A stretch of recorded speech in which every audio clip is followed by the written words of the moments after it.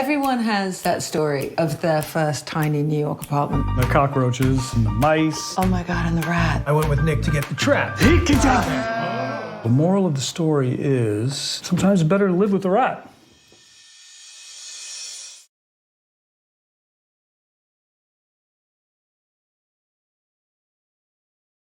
No, my agent sent me the script and said, give a read, and then you can have a conversation with Ed if you respond. And I sat and read it that afternoon and was like, oh, yay, a script where people are talking to each other, and I can sort of relate. It's a contemporary story about people in their midlives, and there were just a lot of parallels to sort of conversations I'd been having with my girlfriends about the idea of this second acts. And so I was excited, and I got on the phone with Ed and we talked about the characters, and I really had responded to Eve. I just liked her I sort of, I don't know, could relate to her journey somehow. And so that was really the beginning of the whole thing.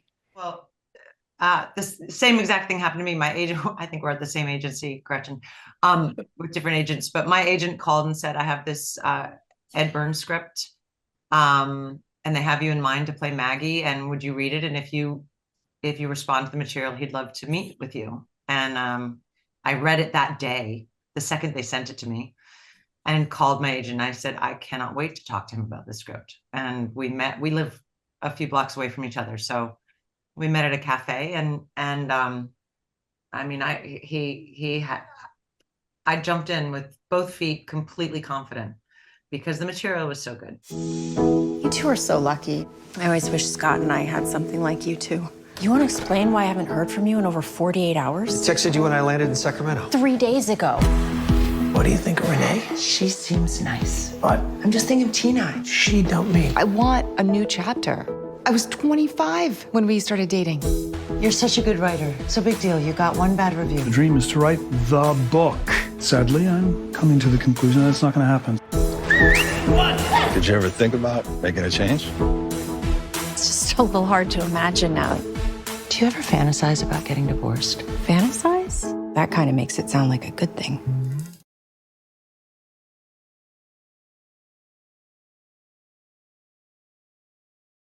I think the introduction for the common viewer into this story is really the first scene that Gretchen and I play together as siblings, where she's complaining that her husband is never home, and I'm complaining that my husband is always underfoot and won't get out of the house.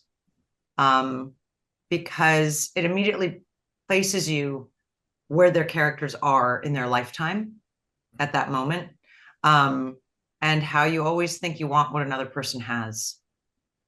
Especially with siblings, you know, there's this idea that I think, because I play the eldest sibling in the movie.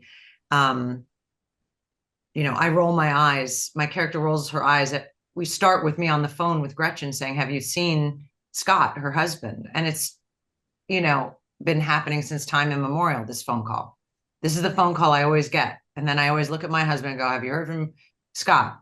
You know, and we make a joke about it. We have made a narrative up of her life without knowing really what's going on in her life, except that she's accepting who her husband is and isn't leaving him. I'm sure if there was a prequel to this movie, it would be Maggie and Nick and you know, Ed Burns' character and his wife and Morena doing an intervention with Eve, saying, "You've got to leave this guy. He's a drunk." But I think we've all accepted that she has to just live her own life, and she's not going to do that. So we've sort of stopped taking it seriously. So we don't know where she's at in her life. And she looks at my life sort of as the perfect marriage. You know, they're the perfect couple, and they're just not, you know. So I think just hearing that right away, you realize that these siblings and their marriages are in trouble. You know, I mean, I don't know that I believe that they're champagne problems. I feel like they're problems that everybody has and everybody's dealing with. And, you know, again, it's the big thing being about the second act, second chances. Everybody comes to those moments in their life where they think, geez, how much more do I have left? What can I do with it? What am I going to do with it? That's why there's bucket lists, you know? So I actually think they have nice houses, but the problems are relatable, and the way, of course, Ed Burns depicts characters and people is always with so much humanity and truth. Maggie Miller? Hey, how are you? Good. I recognized your truck. So it's just the truck that caught your eye? Hello? Hey, it's Johnny. I was wondering about doing that interview. Yeah. All I'm looking for is a stable relationship with a sane woman who's approximately my age. I finished your book. And? It's good, Max. You're always good.